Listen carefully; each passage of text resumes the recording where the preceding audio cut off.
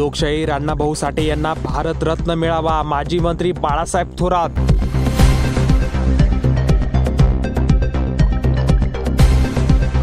राज्यघटनेवर होणाऱ्या आघाताविरुद्ध संघटित व्हा, माजी मंत्री बाळासाहेब थोरात यांचं आवाहन. संगमनेरमध्ये लोकशाहीर अण्णाभाऊ साठे यांची जयंती व लोकमान्य बाळ गंगाधर टिळक यांची पुण्यतिथी साजरी.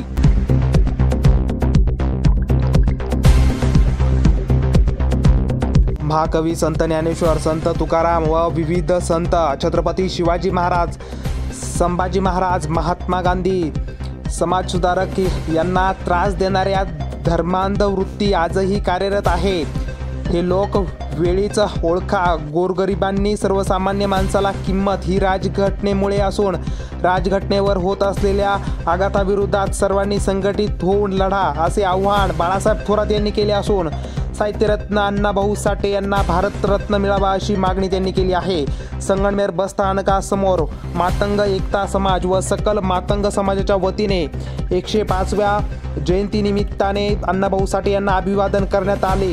यावेळेस डॉक्टर सुधीर तांबे, ज्ञानेश्वर राक्षे, विश्वास मुर्तडक, अमर कतारी, प्रमिला अभंग, बाबा खरात, राजेंद्र आव्हाड, दत्ता लहुंडे, किशोर साबळे, संदीप आव्हाड, संजय जमदाडे आदी मान्यवर उपस्थित होते. भारताचे थोर सुपुत्र लोकशाहीर साहित्यरत्न अण्णाभाऊ साठे यांच्या 105व्या जयंतीच्या निमित्ताने त्यांना अभिवादन करण्यासाठी या ठिकाणी आपण सर्वजण उपस्थित आहोत. प्रामुख्याने येथे उपस्थित असलेले आपल्या सर्वांचे नेते माननीय माजी मंत्री माननीय बाळासाहेबजी थोरात साहेब, ज्ञानेश्वर राक्षे आणि सर्वच आता जे सर्व प्रमुख काँग्रेस पक्षाचे सर्व नेते मंडळी आलेले आहेत, सर्व पुरोगामी विचाराचे सर्व मंडळी या ठिकाणी आलेले आहेत. मी सर्वप्रथम अण्णाभाऊ अमर कतारी आलेले आहे, अमर आहे सर्वच आहे, सॉरी अमर आहे, सर्व या ठिकाणी पुरोगामी म्हणलं तर सर्व आलेच काय अमर. तर इथे आपण अण्णाभाऊ साठे यांना मी त्यांना नमन करतो, कोटी कोटी प्रणाम करतो. आणि आता बाबा खरात यांनी जे गीत गायलं ते सर्वांनी आपल्या हृदयावर कोरलं पाहिजे. मित्रांनो, अण्णाभाऊ साठे, बाबासाहेब आंबेडकर, छत्रपती शिवाजी महाराज, शाहू महाराज, महात्मा ज्योतिराव फुले, सावित्री फुले हे केवळ आपल्या हृदयात असून चालणार नाही.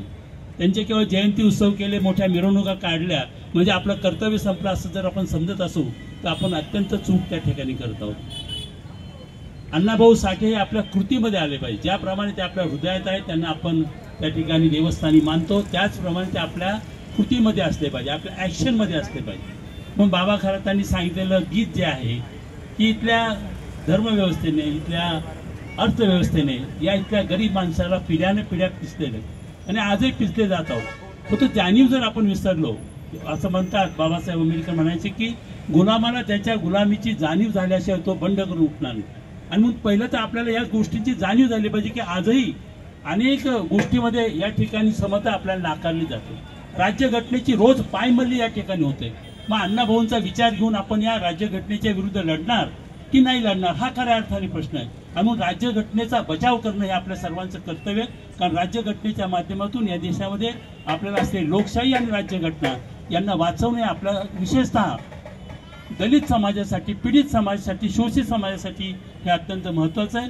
आणि म्हणून आपण अण्णाभाऊंना स्मरण करत असताना, त्यांना प्रणाम करत असताना अशी आपण शपथ घेऊया की लोकशाहीची जी मूल्य आहेत, स्वातंत्र्य, समता आणि बंधुता याचं आपण प्राणपणाने रक्षण करूया. मला असं वाटतं की अण्णाभाऊंना केलेले सर्वात मोठं अभिवादन ठरेल असे मला या ठिकाणी वाटतं. आणि जी इच्छा किंवा जी मागणी या ठिकाणी समस्त मातंग समाज करतोय, पण केवळ मातंग समाज करतो असं नाही, तर सर्वच पुरोगामी विचाराच्या लोकांचं सर्वांचंच म्हणणं आहे.